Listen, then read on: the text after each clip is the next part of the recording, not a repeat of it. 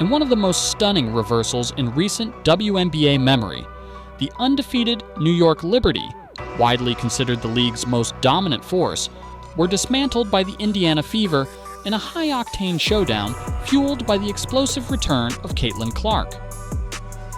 The Liberty entered Gainbridge Fieldhouse on June 14th, boasting a perfect 9-0 record, their defense having stifled nearly every opponent they faced.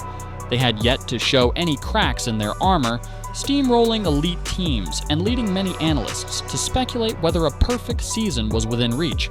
But what began as a continuation of Liberty dominance quickly transformed into a historic night for the Indiana Fever, and more specifically, for Caitlin Clark.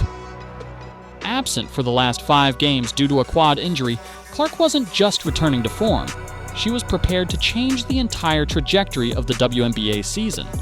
In less than a minute, Clark delivered a sequence that not only turned the game on its head, but redefined what was possible in professional basketball. Her lightning-fast barrage of three-pointers shocked the Liberty and ignited a feverish home crowd, initiating one of the greatest single-player runs in league history. This wasn't just a comeback, it was a seismic shift that rippled across the entire league and sent a message no team could ignore. The New York Liberty, until that night, were the immovable object of the 2025 season. Led by the trio of Sabrina Ionescu, Breanna Stewart, and Jonquel Jones, the team had surged to the top of the standings by imposing their will on both ends of the floor. Game after game, they methodically dismantled opponents with surgical precision, executing crisp pick-and-rolls, converting high-efficiency possessions, and stifling even the most explosive offenses with elite-level perimeter and paint defense. Their average margin of victory wasn't just dominant, it was demoralizing. Even all-star caliber teams found themselves outmatched, often trailing by double digits early and struggling to recover. The Liberty's confidence, communication, and cohesion had created what many believed to be a virtually unbeatable unit. Analysts on national networks had begun openly discussing how long the win streak might last, while insiders whispered about whether New York had become the new gold standard in modern WNBA team building. Their blueprint seemed airtight until the Indiana Caitlin Clark's return was always going to be closely watched, but no one anticipated it would become one of the most iconic moments in WNBA regular season history. After missing 5 consecutive games due to a quadriceps injury, questions swirled about Clark's readiness to rejoin the Fever lineup against such a formidable opponent. In pre-game interviews, she appeared calm, yet energized, acknowledging the mental challenge of preparing from the bench while stressing the importance of being ready. What followed was nothing short of electrifying. Stepping onto the court, Clark unleashed a flurry of offense so precise, so unrelenting, that it left one of the league's best defenses in complete disarray.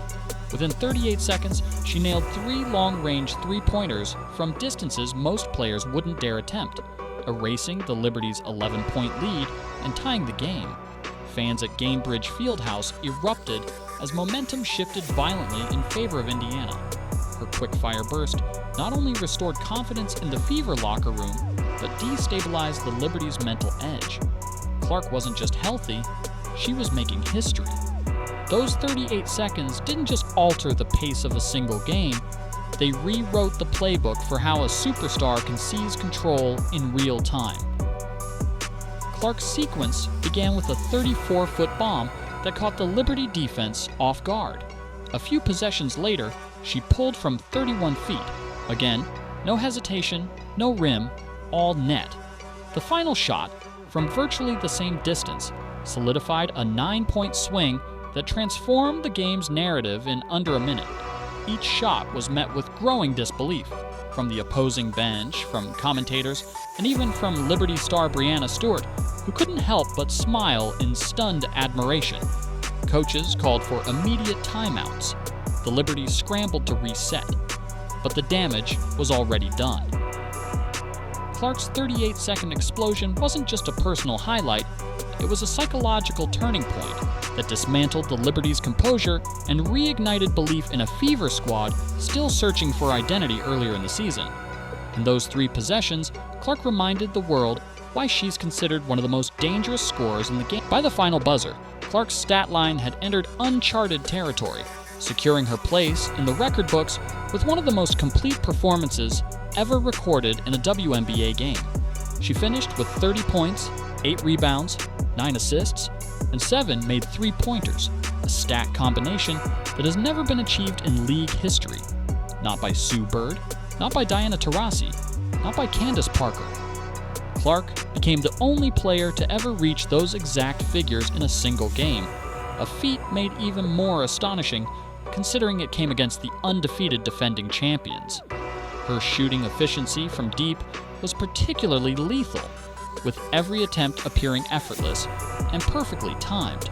Beyond that, she tied a personal record for most points in a half, and surpassed Candace Parker's mark for most games with at least 30 points, 5 rebounds, and 5 assists in a player's first 2 seasons. Clark's performance wasn't just efficient, it was explosive, strategic, and historically significant. While Clark headlined the night, the supporting cast delivered the performance of a lifetime, elevating the Fever into legitimate title contention. Lexi Hull, who has quietly led the league in three-point percentage, posted career highs in nearly every statistical category.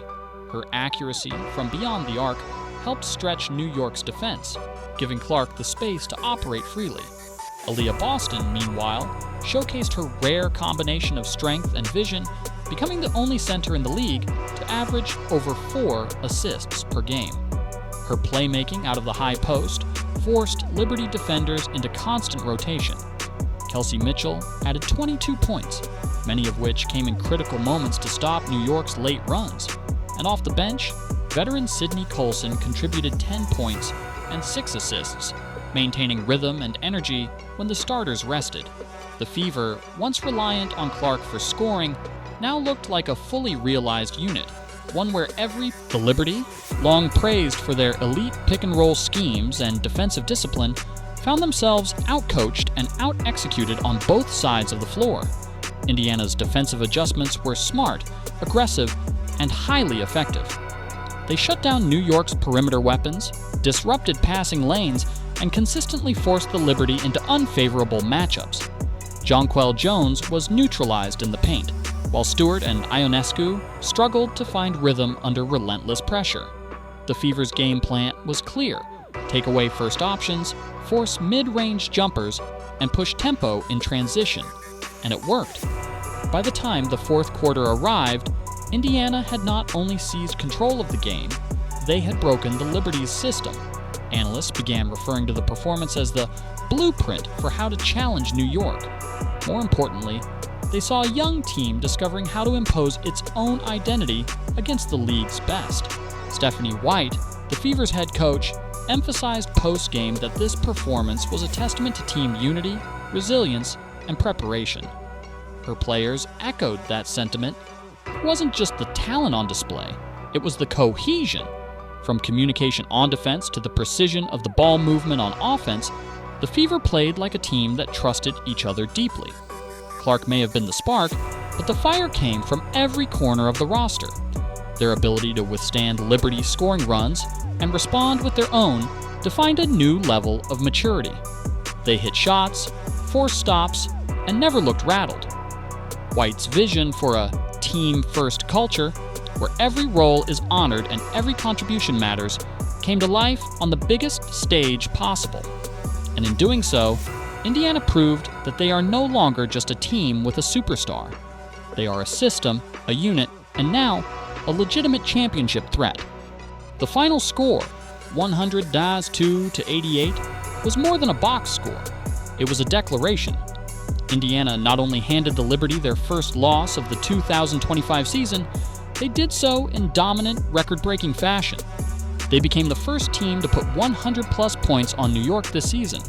The Fever moved to 5-5 and jumped into first place in the Commissioner's Cup Eastern Conference standings. But more than anything, they shifted the power dynamics of the league.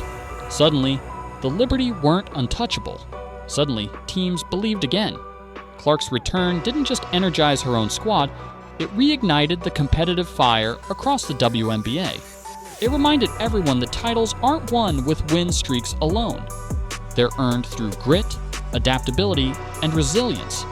The Fever showed all three and walked away with a defining victory that may shape the playoff picture for the rest of the year. As the dust settles from one of the most impactful regular season games in recent WNBA memory, one truth remains.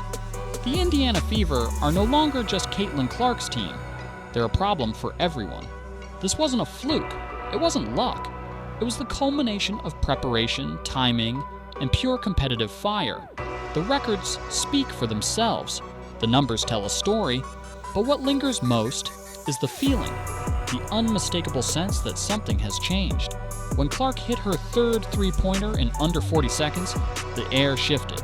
The Liberty knew it, the crowd felt it, and the rest of the league watched it unfold in real time. Whether this victory becomes a turning point for the Fever or a snapshot of brilliance, one thing is certain: the WNBA will never look at them the same again. A team once dismissed as rebuilding now holds the key to championship contention. And their star, Caitlin Clark, has proven that she's not just back, she's rewriting the rules.